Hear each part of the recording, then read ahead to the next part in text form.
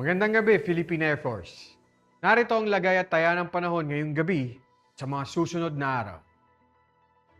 Kasalukuyan, ang shear line ay patuloy na makakaapekto sa eastern section ng Mindanao, samantalang ang northeast monsoon naman sa Luzon at Visayas. Para naman sa magiging lagay ng panahon bukas, aasahan natin na dulot ng shear line ay patuloy na makakaranas ang Eastern Visayas, Cebu, Bohol ng maulap na kalangitan na may kalat-kalat na pag-ulan na may pagkidlat at kulog. Samantalang ang Cagayan Valley, Apayao, Kalinga, Aurora at Quezon ay makakaranas ng maulap na kalangitan na may mahinang pag-ulan.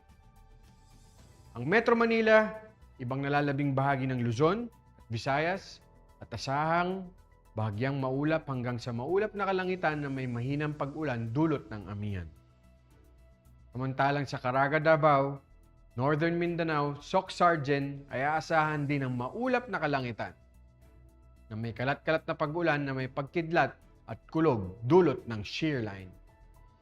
At para sa ibang nalalabing bahagi ng Mindanao, asahan din ng bahagyang maulap hanggang sa maulap na kalangitan na may pulo-pulong pag-ulan na may pagkidlat at kulog.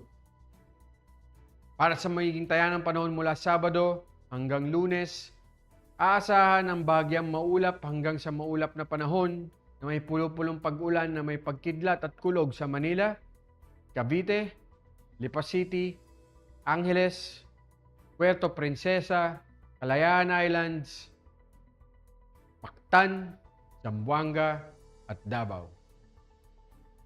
Para naman sa astronomical information, ang araw ay lumubog kaninang 1802 at sisikat bukas ng 0618. Para sa moon illumination, 4% increasing. At yan ang latest update natin sa weather. Para manatiling updated sa lagay at taya ng panahon, manatiling i-follow ang Air Force Weather Center sa mga official social media accounts.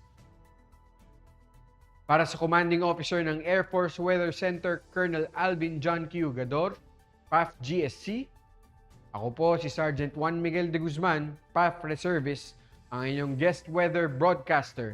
Nagbabalita at nagpapaalalang mag-ingat po tayong lahat. Maraming salamat po.